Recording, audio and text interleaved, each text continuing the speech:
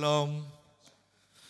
Puji Tuhan, mari bersama kita melihat kembali Alkitab kita di dalam 2 Korintus pasal yang ke-9. 2 Korintus pasal yang ke-9 ayat yang ke-6 mulai. Kita akan bahas sampai ayat yang ke-15. Memberi dengan sukacita membawa berkat. Camkanlah ini, orang yang menabur sedikit akan menuai sedikit juga. Dan orang yang menabur banyak akan menuai banyak juga. Hendaklah masing-masing memberikan menurut kerelaan hatinya, jangan dengan sedih hati atau karena paksaan, sebab Allah mengasihi orang yang memberi dengan sukacita. Dan Allah sanggup melimpahkan segala kasih karunia kepada kamu, supaya kamu senantiasa berkecukupan di dalam segala sesuatu, dan malah berkelebihan di dalam pelbagai kebajikan. Seperti ada tertulis, ia membagi-bagikan, ia memberikan kepada orang miskin, kebenarannya tetap untuk selama-lamanya. Kita berhenti sampai sini dulu. Nah, kita akan membahas soal pemberian, menabur dan menuai. Sebab Alkitab katakan selama bumi berdiri, maka menabur dan menuai tidak akan pernah berhenti.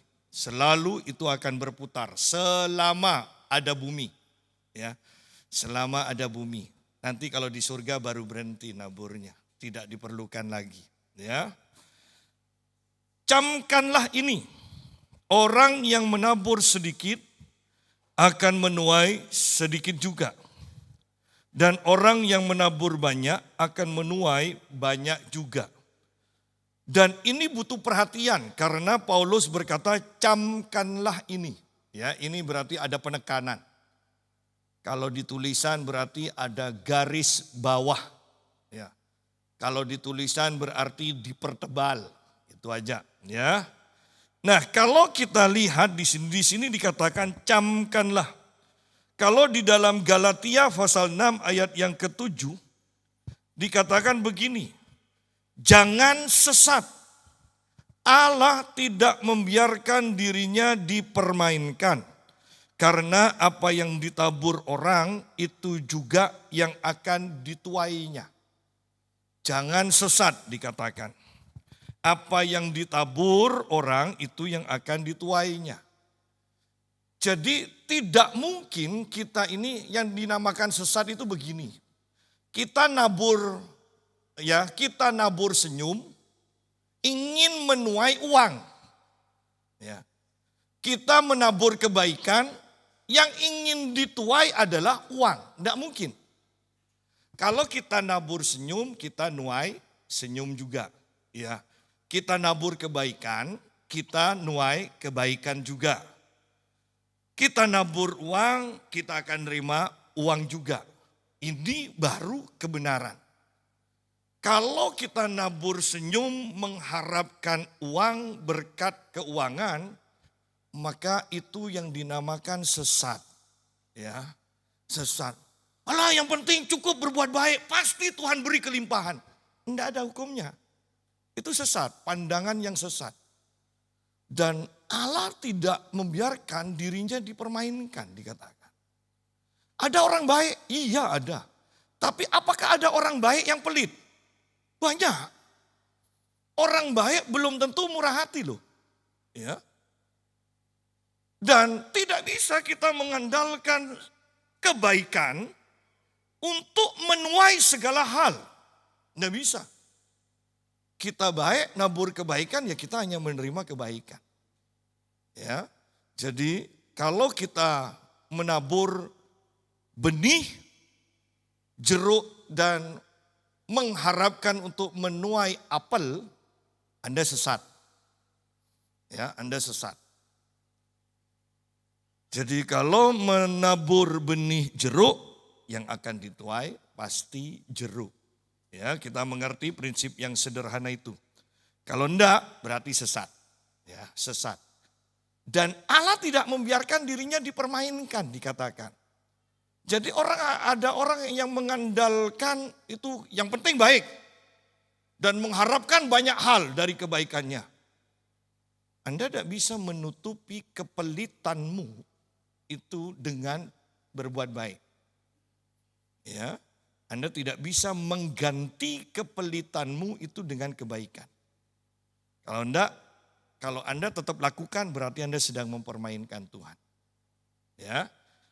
Nah, kita kembali kepada 2 Korintus pasal 9. Camkanlah ini, berarti ini butuh perhatian khusus. Orang yang menabur sedikit akan menuai sedikit juga. Dan orang yang menabur banyak akan menuai banyak juga. Tidak mungkin orang menabur sedikit kemudian tuaiannya banyak. Atau yang lebih aneh lagi kalau menabur banyak, tuaiannya sedikit. Lebih sedikit dari yang ditabur, itu tidak masuk akal sudah. Ya. Apalagi kemudian ada yang berkata, nabur terus. Tidak mungkin nuai kamu. Itu lebih aneh lagi. Yang namanya nabur pasti nuai. Ya. Kalau gagal Pak, makanya jangan nabur di satu tempat, Alkitab katakan. Tabur di berbagai tempat, mungkin yang satu gagal tapi yang lainnya itu akan berhasil. Teman saya bergerak di bidang perikanan, perudangan. Ya. Dia bilang, Sak, enggak punya lahan kamu. Ayo kita join, kita buat untuk nabur benih udang di sini. Saya bilang, seandainya gagal. Kalau hanya gagal 2 kali, 3 kali, itu bisa ditutup dan kita bisa dapat untung dengan nabur 1 kali kok, dia bilang. Jadi gagal 2-3 kali dia bilang. Kalau 1 kali berhasil itu tertutupi dan kita masih tetap dapat untung, dia bilang. Ya. Jadi jangan selalu berpikiran, alah nanti gagal. Ya. Jadi di sini pun kita melihat butuh perhatian, jangan sampai pikiran kita disesatkan, jangan sampai kita mempermainkan Tuhan, jangan menutupi hati kita yang pelit dengan banyak alasan. Di sini dikatakan orang yang menabur sedikit akan menuai sedikit juga. Orang yang menabur banyak akan menuai banyak juga. Paling gampang kita harus belajar kepada petani kalau ini, ya. Paling gampang, secara sederhana Anda belajar kepada petani. Maka Anda akan mudah memahami ayat ini. Nah, lebih daripada itu di sini dikatakan hendaklah masing-masing memberikan menurut kerelaan hatinya. Kalau berat hati, kalau curiga, kalau mempunyai pikiran yang macam-macam, enggak usah ngasih. Ya, enggak usah ngasih. Karena di sini dikatakan hendaklah masing-masing memberi menurut kerelaan hatinya, jangan dengan sedih hati atau karena paksaan atau dengan hati yang curiga. Saya tambahkan supaya lebih jelas. Kenapa? Sebab dalam kita memberi, kita harus memperhatikan sikap respon dari Tuhan. Bukan dari manusia, sikap respon dari Tuhan, sikap hati Tuhan. Di sini dikatakan sebab Allah mengasihi orang yang memberi dengan sukacita. Kalau orang memberi dengan berat hati, dengan sedih, dengan paksaan, lawan kata dari mengasihi kan kita sudah tahu kan. Sudahlah, tidak usah pakai kata benci. Tuhan tidak senang, gitu aja lah. Ya, Tuhan tidak mengasihi orang yang memberi dengan berat hati, dengan paksaan. Ya. Nah, berarti sampai di sini kita memahami bahwa ada orang yang memberi tetapi kok tidak diberkati. Jangan-jangan sikap hatinya yang salah ketika memberi. Tidak ada kegairahan, tidak ada sukacita, ya. Tidak ada ungkapan kasih ketika memberi kepada Tuhan. Justru sepertinya saat-saat memberi itu merupakan beban yang berat bagi kita. Dan Allah tidak mengasihi orang yang memberi dengan cara seperti itu. Sehingga memberi iya, tapi tidak nuai. Ya, tidak nuai. Itu harus kita perhatikan, apalagi zaman sekarang. Saya mau menekankan begini, engkau tidak bisa mengandalkan pekerjaanmu. Engkau tidak bisa mengandalkan koneksimu. Engkau tidak bisa mengandalkan keahlianmu.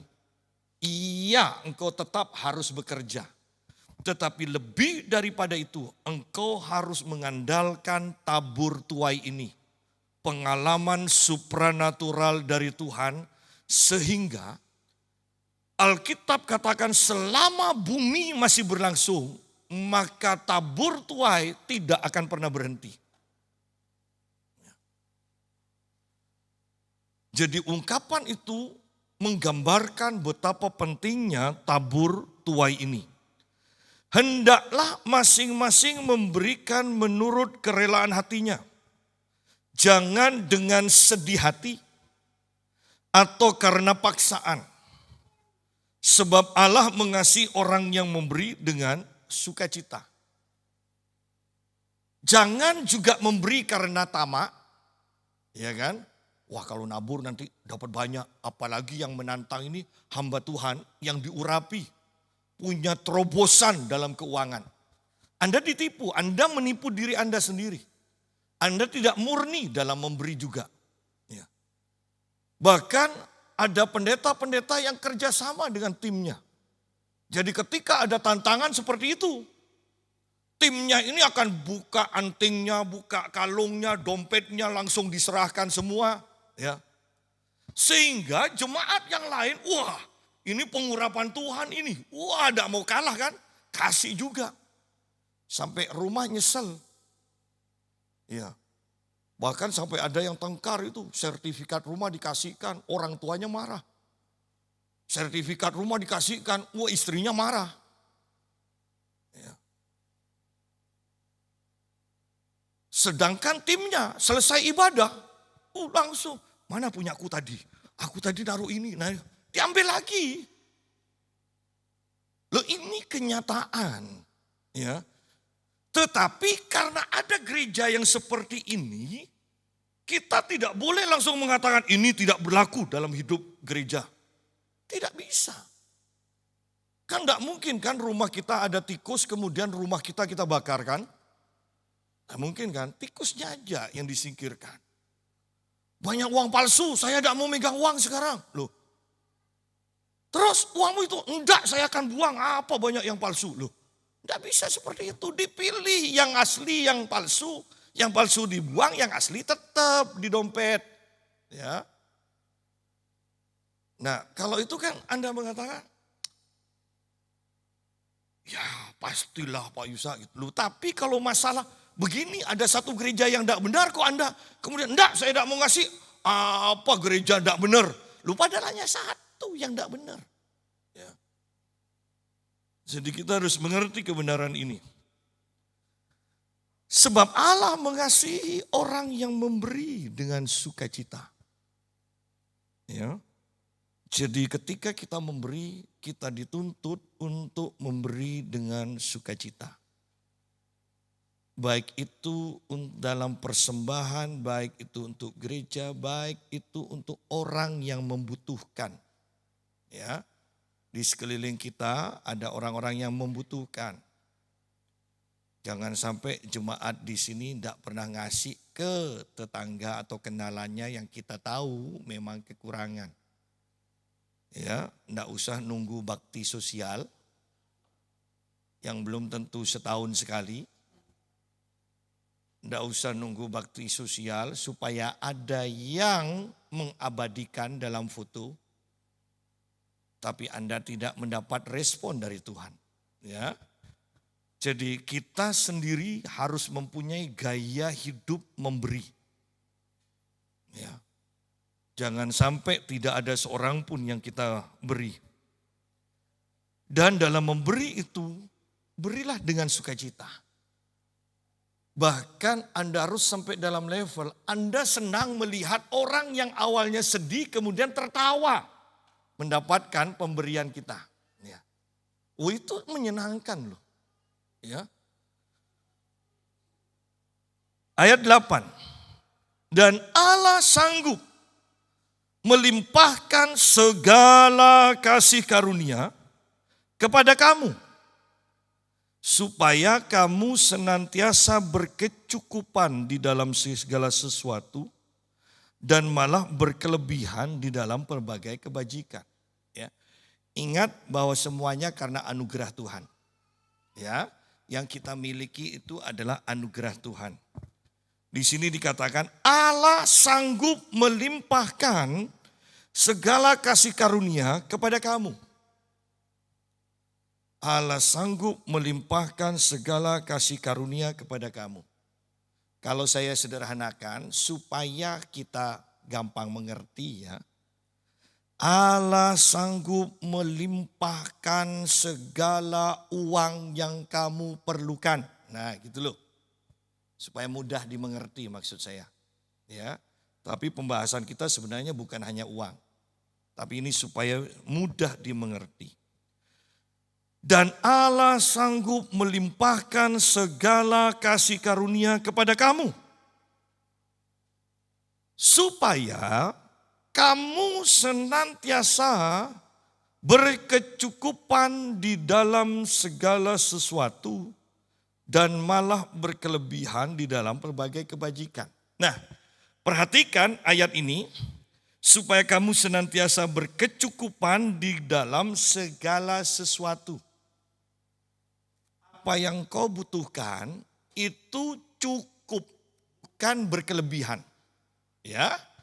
Tetapi kemudian di sini dikatakan malah berkelebihan di dalam berbagai kebajikan.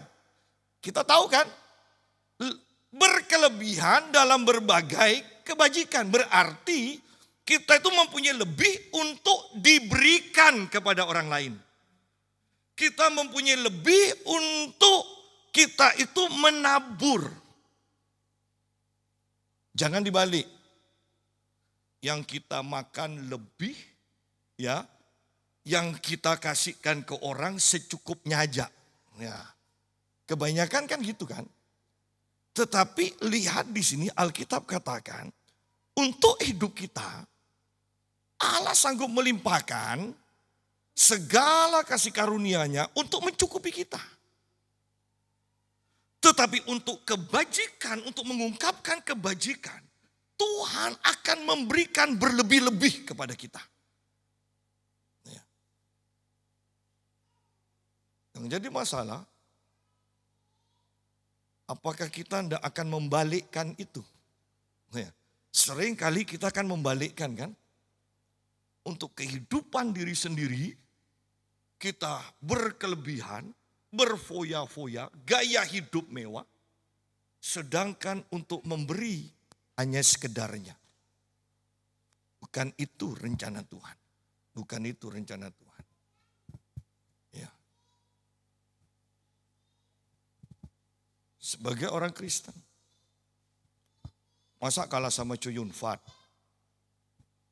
Ya, yang pernah lihat film dulu, wow kalau Chow Yun Fat waktu saya SMA, kalau lihat Chow Yun Fat main, itu pasti hadir. Hadir, ya.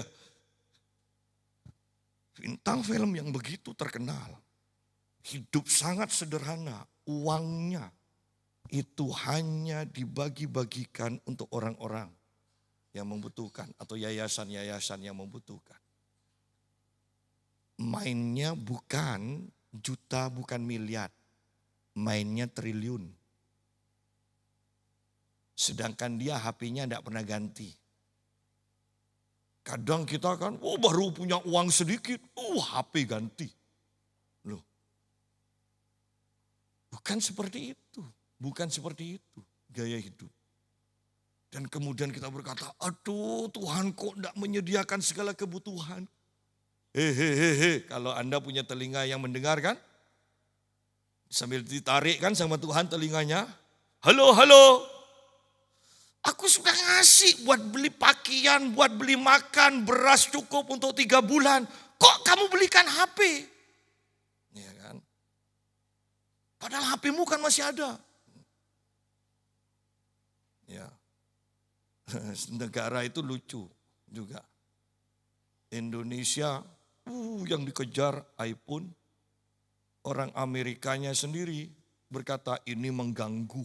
Kembali ke HP net not. Ya. Supaya bisa lebih fokus bekerja. Fokus belajar dikatakan. Ya. Jadi kembali kepada pembahasan kita, ingat jangan dibalik. Yang Tuhan inginkan, Tuhan sanggup melimpahkan, memberikan dengan limpah kepada kita. Tetapi Anda harus bisa membagi sesuai dengan keinginan Tuhan. Untuk diri kita secukupnya. Jangan ikat pinggangnya juga dipererat. Ya, jangan. Secukupnya. Jangan gaya hidupnya miskin juga. Tetapi jangan berlebihan. Tetapi dalam memberi kita harus berlebih.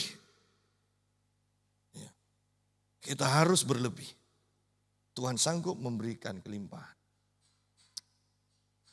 Saya katakan pada istri tadi, saya katakan pada istri saya begini. Saya tahu Tuhan mau kasih saya berkat. Makanya kamu kan lihat. Saya mulai tadi lihat m-banking saya kok tidak masuk-masuk.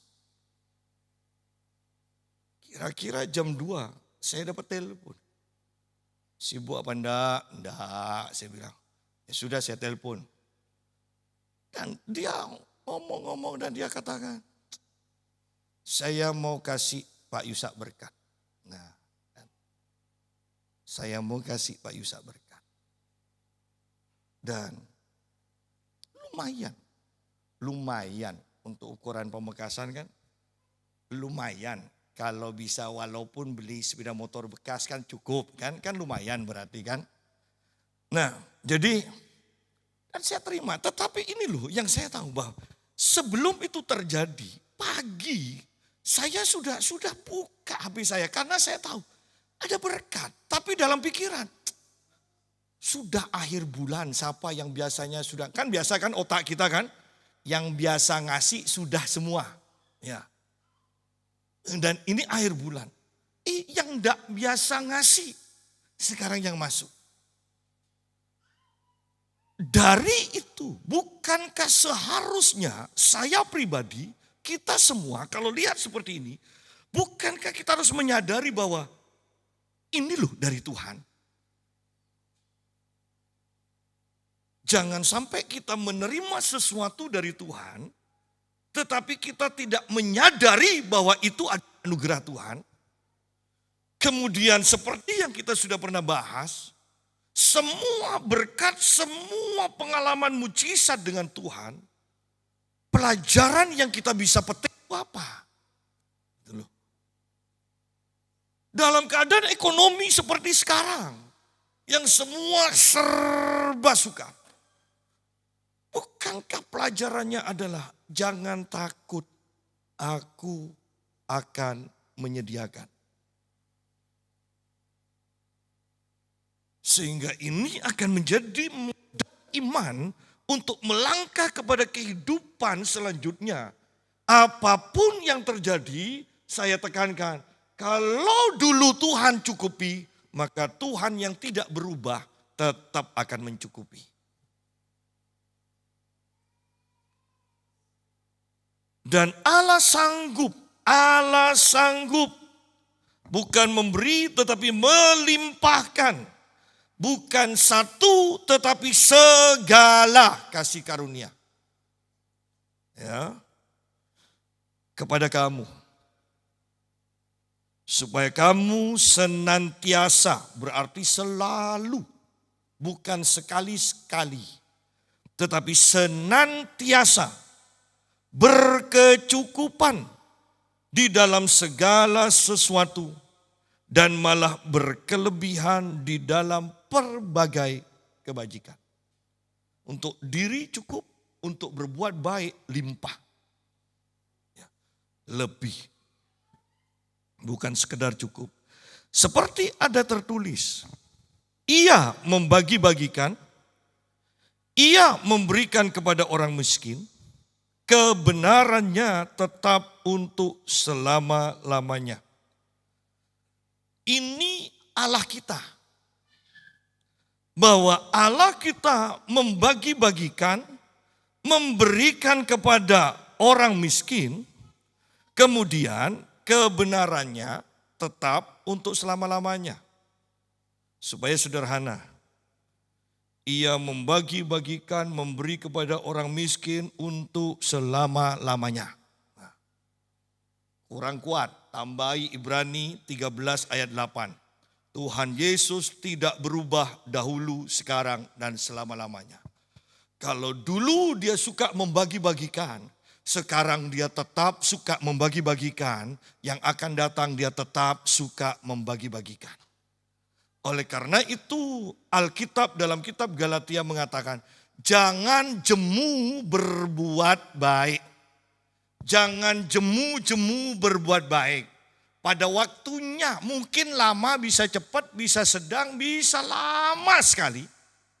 Kalau kamu tidak menjadi lemah, kamu akan menuai.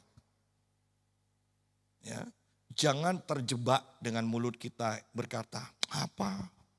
Dulu saya suka ngasih-ngasih, nabur. Sampai sekarang tidak pernah nuai. Alah, bohong.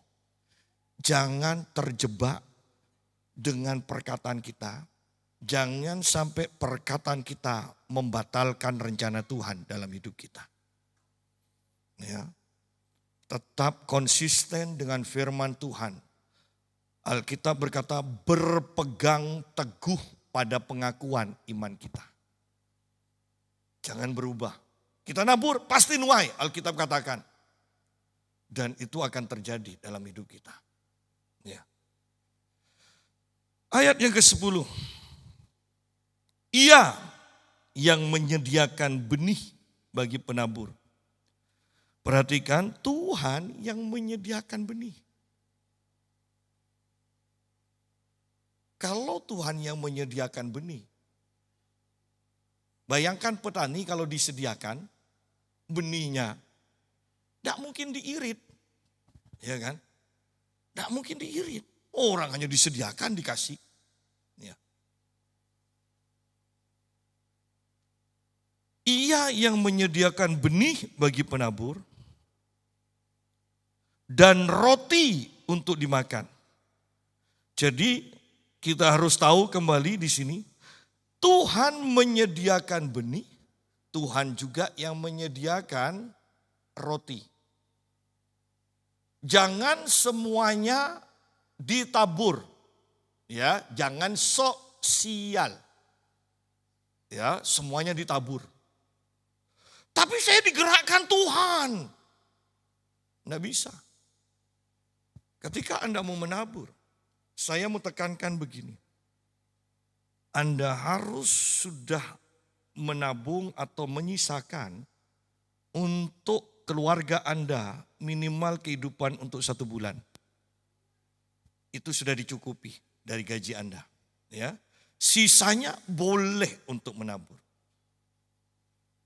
Pak, kalau Tuhan yang suruh, dia tidak hanya berkata kepadamu seorang, tetapi kepada suami dan istri Tuhan akan berbicara. Jadi ada kesepakatan, mengerti? Jangan sampai gara-gara nabur rumah tangga kita pecah. Ya. Jadi untuk hal yang besar, untuk hal yang tidak masuk akal. Kalau kita disuruh nabur, itu harus kesepakatan suami istri. Jangan hanya sepihak. Ya. Itu akan, rencana yang baik akan menjadi bumerang akhirnya. Ia yang menyediakan benih bagi penabur. Jadi Tuhan yang menyediakan. Makanya semua dari Tuhan untuk Tuhan akhirnya. Ya. Ia yang menyediakan benih bagi penabur dan roti untuk dimakan. Jadi yang pertama kita harus bijaksana di sini mengerti mana yang untuk benih, mana yang untuk dimakan. Ya. Ia juga yang akan menyediakan benih bagi kamu dan melipat gandakannya dan menumbuhkan buah-buah kebenaranmu. Lihat di sini. Allah yang menyediakan benih untuk ditabur dan roti untuk dimakan. Tetapi selanjutnya ia juga yang akan menyediakan benih, bukan menyediakan roti, melipat gandakan roti untuk dimakan. Diabetes nanti. Ya. Sehingga Anda harus perhatikan, harus jeli ayat per ayat yang Allah akan lipat gandakan dan akan menumbuhkan itu adalah buah-buah kebenaranmu. Artinya yang namanya buah kan untuk dinikmati orang lain kan. Bukan untuk diri kita sendiri. Jadi yang Tuhan akan lipat gandakan adalah benih kita untuk berbuat baik. Untuk berbuat benar. Bukan rotinya yang dilipat gandakan. Nanti kita tiduran terus kalau rotinya yang ditambahkan. Ya. Kita tidak akan sampai kepada ayat yang pergi beritakan Injil. Enggak. Kalau rotinya yang ditambahkan, tidur sebentar lagi, makan sebentar lagi. Ya. Ya. Lalu kematian datang. Jadi di sini bukan secara kebetulan. Anda perhatikan ayat per ayat ini luar biasa. Tuhan yang menyediakan benih bagi penabur dan roti untuk dimakan. Ia juga yang akan menyediakan benih bagi kamu, menyediakan benih bagi kamu dan melipat gandakannya. Benihnya yang disediakan dan dilipat gandakan, bukan rotinya yang dilipat gandakan. Ya. Jadi seharusnya kita itu semakin lama semakin banyak memberi. Tidak harus ke gereja, ke pendeta. Saya tekankan, Anda juga bisa memberi kepada tetangga, kenalan yang Anda tahu memang membutuhkan. Beri. Ya. Beri. Jangan sosial. Anda memberi harus yang pertama kepada saudara seiman. Saudara seiman kekurangan, pergi ke yayasan Islam untuk panti asuhan orang Islam. Panti asuhan Kristen pun banyak loh yang butuh. Enggak Pak, supaya toko saya tidak dibakar. Loh, dengan motif seperti itu Anda sudah salah dari awal. Kan Pak Yusa juga enak, gerejanya tidak dibakar. Loh, bukan itu. Kita mau dibakar atau enggak, itu nanti tidak usah dipikirkan. Tetapi yang penting adalah kita menunjukkan kebaikan dan sesuai dengan rencana Tuhan, sesuai dengan firman Tuhan. Saudara seiman terlebih dahulu, baru nanti ke semua orang. Bukan hanya saudara seiman. Ya. Tetapi yang terdahulu saudara seiman, baru nanti ke semua orang. Bukan membeda-bedakan. Hanya ada aturan mainnya, gitu aja loh. Ya.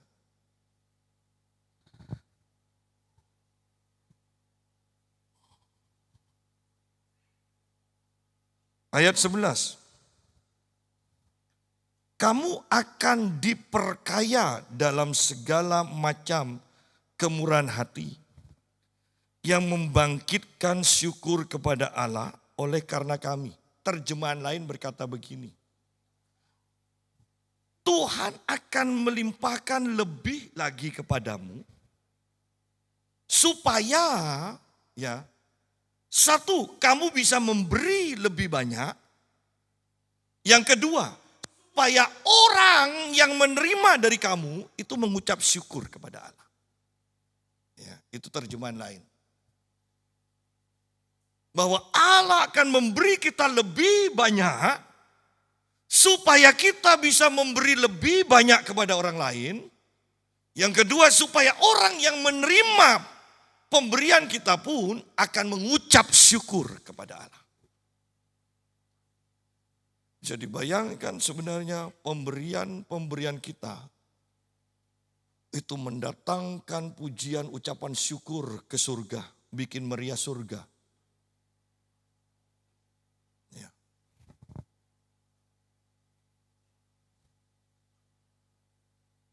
Anda bahkan tidak usah surga sekarang. Coba kasih pengemis 10.000, itu rame loh langsung. Selamat toh, raja rezeki noh. Tapi yang disebut itu nanti, ya hanya modal 10.000 loh.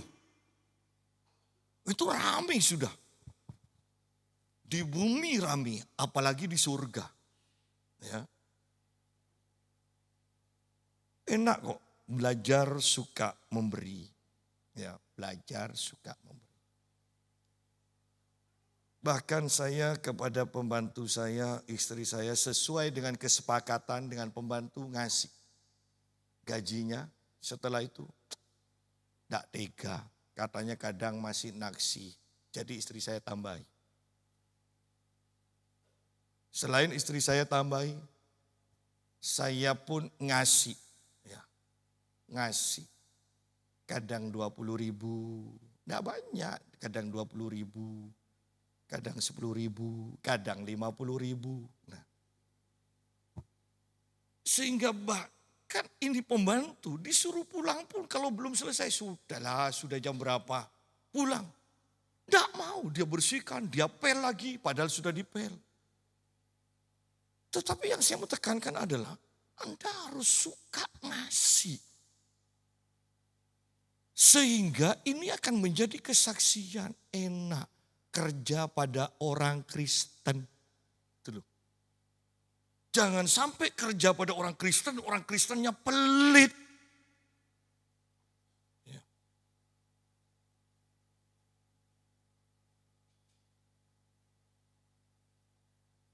Istri saya sampai kileng-kileng. Itu pembantu suruh makan aja, ambil sendiri. Masa pentol hanya satu? Nasinya seperti gunung kan biasa kan. Ya.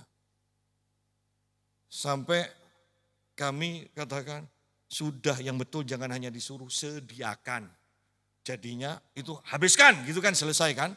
Daripada kalau ngambil hanya sedikit. Sudah saya bilang duduk di sini. Di meja makan ini. Ambil langsung ke dapur makan. Ya. Tetapi kami terus paksa. Kenapa? Karena kita sedang membawa nama Yesus. Ingat itu dalam kehidupan kita. Dimanapun dan apapun yang kita kerjakan, kita sedang membawa nama Yesus. Ya. Jangan sampai mempermalukan Yesus melalui kehidupan kita. Ayat 12. Sebab pelayanan kasih yang berisi pemberian ini bukan hanya mencukupkan keperluan orang-orang kudus, tetapi juga melimpahkan ucapan syukur kepada Allah. Pelayanan kasih itu paling gampang dimengerti ketika ada pemberian. Iya kan? Aku mengasihimu, tapi tidak pernah ngasih-ngasih. Kan orang langsung tahu, bohong lah. Ya, bohong. Jadi kalau sudah bilang pelayanan kasih, kalau sudah bilang kasih, itu pasti ada pemberian yang mengikutinya. Sebab pelayanan kasih yang berisi pemberian ini, pelayanan kasih yang berisi pemberian ini, bukan hanya mencukupkan keperluan orang-orang kudus. Lihat di sini bahwa yang ditekankan oleh Paulus adalah orang-orang kudus. Saudara seiman terlebih dahulu. Ya. Tetapi juga bukan hanya mencukupkan, tetapi juga melimpahkan ucapan syukur kepada Allah. Jadi lihat dampaknya ketika kita memberi, maka orang akan bersyukur kepada Tuhan. Itu bikin meriah surga berarti. Bukan hanya di bumi, surga pun bergetar. Akibat pemberian kita. Akibat pemberian kita.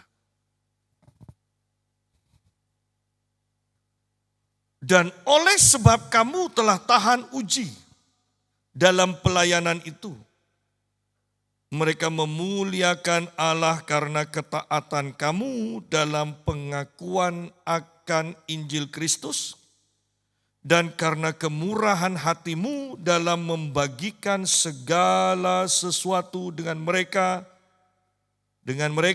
orang beriman dan dengan semua orang. Lihat di sini. Bahwa kita tidak membeda-bedakan, tetapi ada urutan-urutannya. Ya. Kalau dilompat urutannya itu tidak baik. Anda harus sesuai dengan urutannya.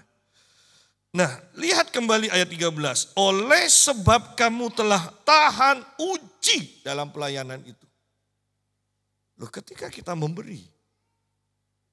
Di sini dikatakan ada orang berarti tidak tahan uji. Memberi, kemudian ada orang iri, kita dikata-katai, kita difitnah. Dah berhenti, dah usah ngasih aja. Sudah kita keluar uang, masih difitnah, masih disalah mengerti, ya kan? Dah berhenti, berarti tidak tahan uji. Dah berhenti, oh sudah ngasih kita, masih dikatakan sombong, mau tampil. Dah berhenti, nah, berarti tidak tahan uji. Ingat, bukan hanya orang jahat atau berdosa yang akan dicemooh, akan difitnah, akan dibenci. Bahkan orang yang berbuat baik itu pun akan dibenci oleh beberapa orang. Tidak semua orang, beberapa orang. Ya. Kurang baik apa Tuhan Yesus? Kenapa masih ada yang membenci, masih ada yang memfitnah, masih ada yang cari salahnya. Sudah nyembuhkan orang sakit, disalahkan, dicari salahnya, difitnah, mau ditangkap. Bisa aja Yesus katakan, sudah mulai sekarang tidak ada pelayanan kesembuhan lagi. Loh, Yesus tidak pernah katakan seperti itu kan. Terus saja dia lakukan. Jadi bagi kita pengikut Kristus, kalau engkau berbuat benar, berbuat baik, engkau disalahpahami. Anggap itu ujian dan engkau harus tahan uji. Ya. Jangan berhenti karena ada orang yang menyalahpahami, ada yang memfitnah. Dan oleh sebab kamu telah tahan uji dalam pelayanan itu. Di dalam kitab Galatia, Paulus katakan, jangan jemu-jemu berbuat baik. Jangan menjadi lemah dalam berbuat baik. Ya. Jangan jemu-jemu, jangan menjadi lemah. Di sini tahan uji yang dipakai. Dan oleh sebab kamu telah tahan uji dalam pelayanan itu, mereka memuliakan Allah karena ketaatan kamu. Jadi ketika kita taat pasti ada ujian. Tetapi di sini kalau kita tidak menjadi lemah dikatakan orang-orang yang menerima pelayanan kita itu memuliakan Allah karena ketaatan kamu dalam pengakuan akan Injil Kristus. Dan karena kemurahan hatimu dalam membagikan segala sesuatu dengan mereka dan dengan semua orang. Bukan hanya orang Kristen tetapi meluas kepada semua orang. Kenapa bisa meluas? Karena Tuhan yang melimpahkan, bukan hanya sekedar memberi, melimpahkan dan melipat gandakan supaya kita bisa berbuat baik. Ya.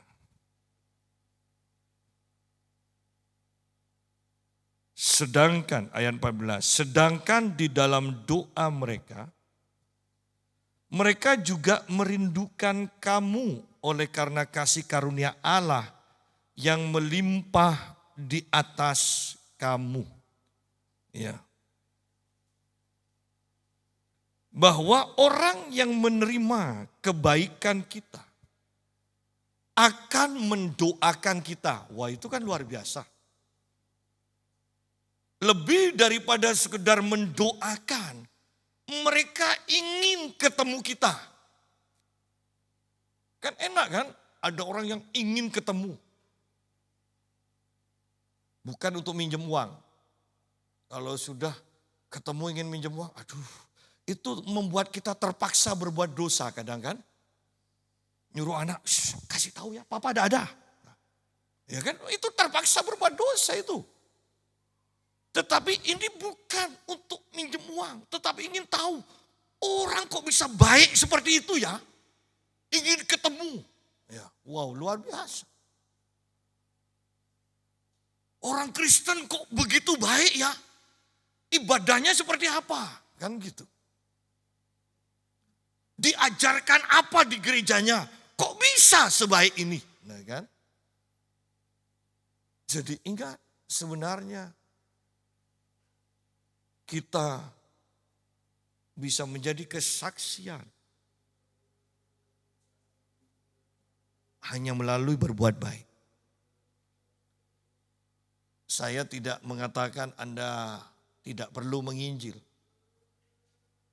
Tetapi bahkan dalam berbuat baik pun kita bisa menjadi kesaksian yang hidup. Bikin orang penasaran, kok bisa ya ada orang sebaik ini? Kan pasti ujung-ujungnya agamanya apa ya? Kristen. Kok bisa ya? Diajar apa? Ya kan? Diajar apa? Kan semua tingkah laku kita di luar gereja. Tingkah laku agama lain. Iya kan sama. Diajar apa di tempat ibadahnya? Kan seperti itu. Oh maklum kan gitu setelah tahu kan. Ya. Jadi mari. Dan bayangkan orang kalau penasaran ketemu kita terus. Bukankah kau mempunyai pengurapan? Tidak mungkin ketika orang berbicara dengan kita terus, tidak ada dampak yang akan menjamah melembutkan hati mereka. Ya.